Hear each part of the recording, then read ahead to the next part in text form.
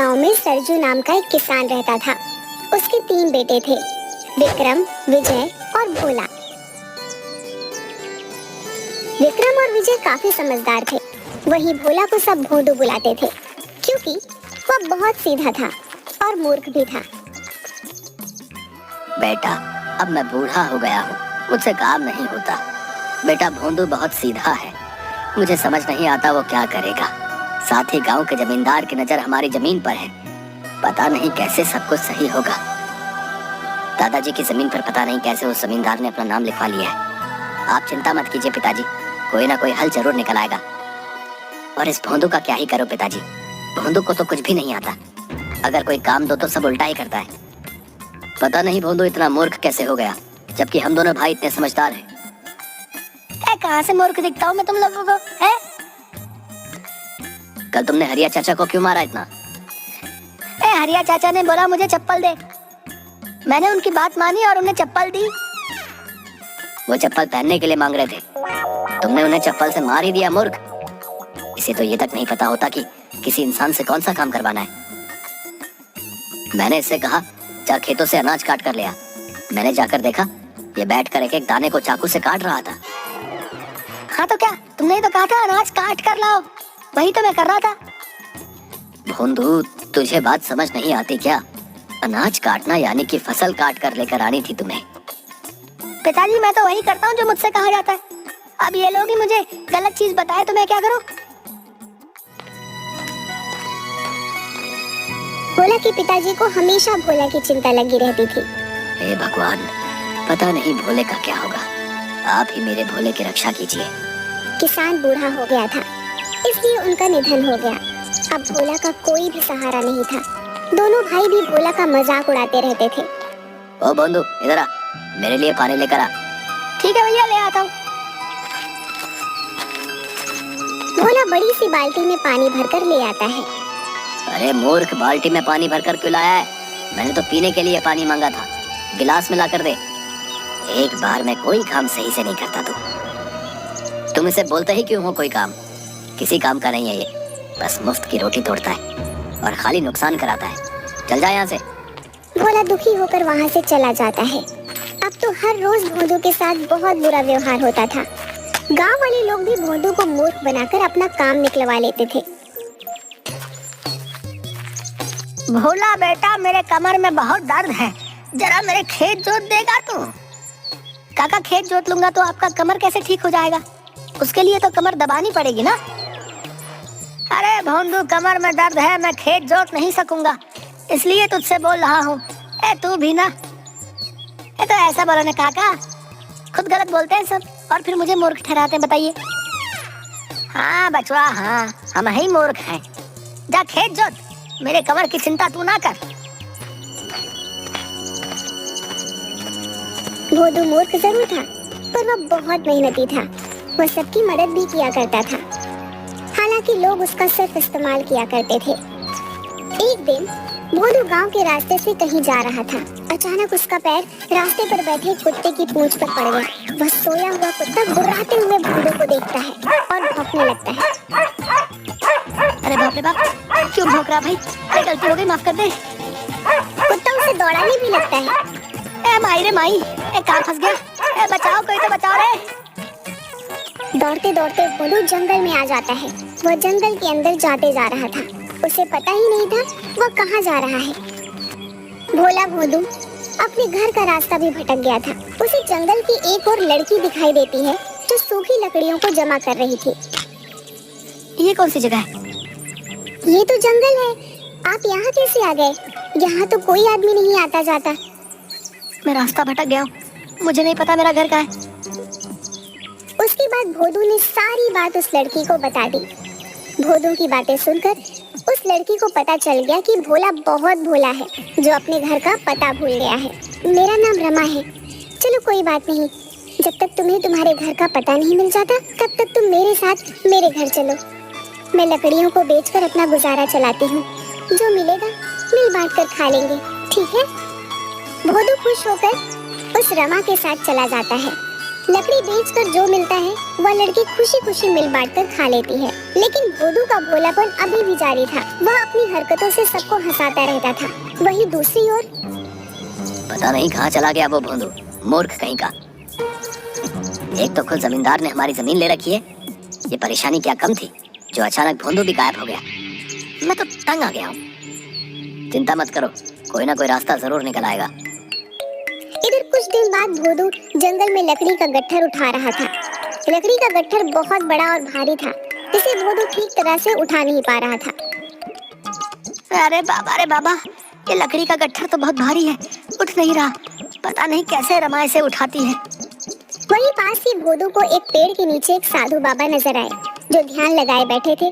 भोला भाला भोदू बिना कुछ सोचे समझे उन साधु बाबा को कहता है, ओ भाई, ये गठरी बहुत भारी है, थोड़ी मेरी मदद कर दो ना उठाने में। आप तो वैसे भी सो ही रहे हो। साधु ध्यान में मग्न था और साधु ने कुछ नहीं सुना। अरे अजीब इंसान है, नींद में इतना मग्न है कि किसी की कोई मदद को राजी नहीं है। उठ जा भाई, उठ जा, मेरी मदद कर दे भाई। कौन मूर्ख है जिसने मेरे सालों की तपस्या भंग की? मैं ध्यान कर रहा था। मूर्ख, तूने मेरा ध्यान तोड़ दिया है। तू खुद को समझता क्या है? बहुत बुद्धिमान है तू। इतना घमंड है तुझे अपनी बुद्धि पर, मूर्ख इंसान। लो, अब आप भी मुझे मूर्ख बोल रहे हैं। आपको नहीं पता मैं कितना समझदार हूँ। सब बस मुझे ही मूर्ख बोलते रहते हैं। तू बहुत समझदार है ना? तुझे अपनी बुद्धि पर बहुत घमंड है ना? जा, मैं तुझे श्राप देता हूँ, तेरी बुद्धि पलट जाएगी। तू अभी जैसा है उससे ठीक उल्टा हो जाएगा। तू खुद को जितना समझदार समझता है तो ठीक है, उसका उल्टा बन जाएगा। अरे महाराज, श्राप भी दे दिया, मेरा गट्ठर तो उठा देते। है अजीब बाबा है यार। यह बोलकर साधु बाबा वहाँ से चले जाते हैं। अचानक भोला ने अपने अंदर एक अजीब सा परिवर्तन महसूस किया, पर उसे समझ नहीं आया कि आखिर हुआ क्या। भोदू घर आता है। वहाँ रमा बैठकर लकड़ियों की कीमत का हिसाब लगा रही थी। आ गया, सारी लकड़ियाँ लेकर आए हैं ना? फिर रमा लकड़ी के पैसे जोड़ने में लग जाती है। 100 रुपए होने चाहिए। रमा, तुम गलत हिसाब लगा रही हो। झोपड़ी के पीछे जो लकड़ियों का बंडल रखा है, तुमने उसे बेचा ही नहीं है। और कल तुमने 2 गट्ठर आधे दामों पर बेचा था, क्योंकि वो गीली थी, इसलिए तुम्हारे पास अभी 50 रुपए ही हैं। हाँ, मैं तो भूल ही गई थी। रमा चौंक जाती है।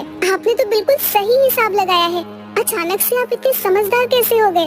भोदू ने रमा को साधु महाराज वाली सारी बात बता दी। असल में साधु का श्राप भोदू के लिए वरदान बन गया था। वो अब समझदार हो गया था। रमा यह सब सुनकर बहुत खुश हुई। आप बुरा न माने तो एक बात कहूँ? अरे इसमें बुरा मानने वाली कौन सी बात है, कहो ना। आप मुझे बहुत अच्छे लगते हो और हमारा एक दूसरे से जान पहचान भी अच्छा हो गया है। क्यों ना हम दोनों शादी कर लें? अरे रमा, क्या सच में मैं तुम्हें अच्छा लगता हूँ? मुझे मंजूर है। इसके बाद रमा और भोदू दोनों पास के मंदिर में जाकर शादी रचा लेते हैं। एक दिन, अब मुझे अपने गांव जाना है रमा।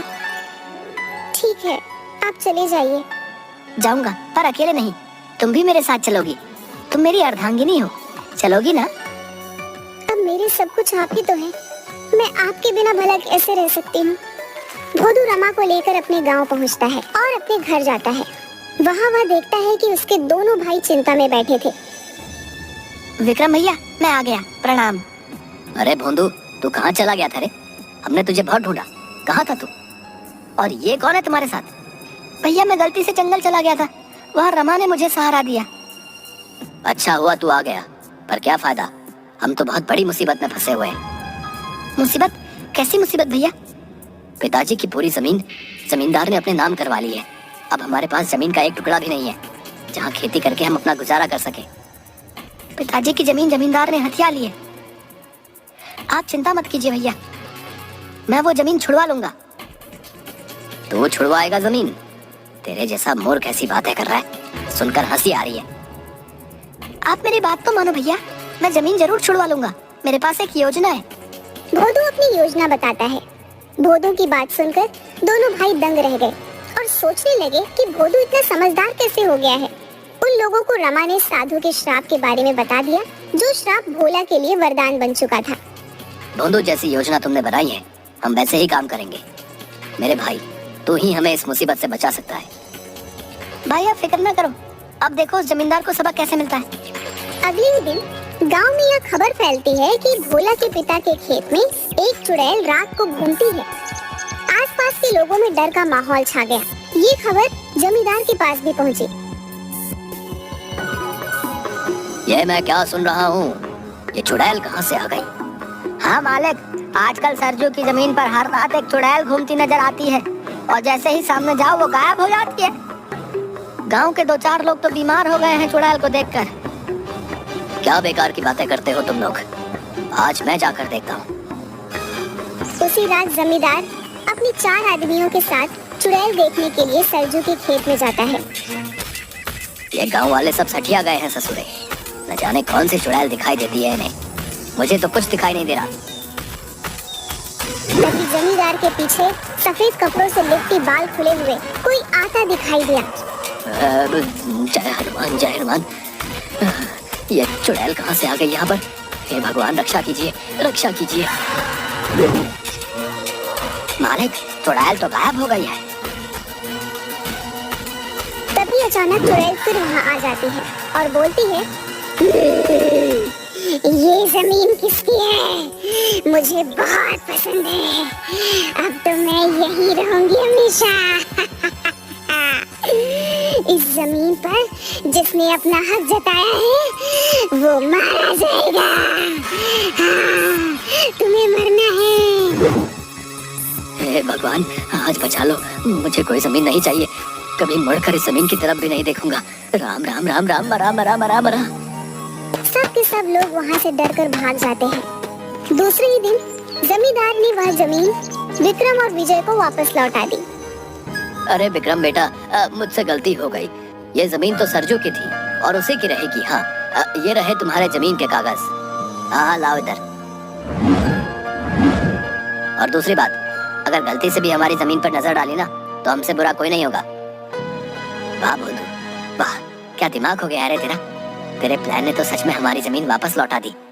और हाँ, रमा भाभी भी कमाल की कलाकार है। चुड़ैल बनकर क्या खूब डराया जमींदार को। धन्यवाद रमा, हमारी इतनी मदद करने के लिए। धन्यवाद किस लिए जी? अब मैं भी तो इसी घर की सदस्य हूँ ना। अब तो हम सब लोग मिलकर रहेंगे। भोला को पता था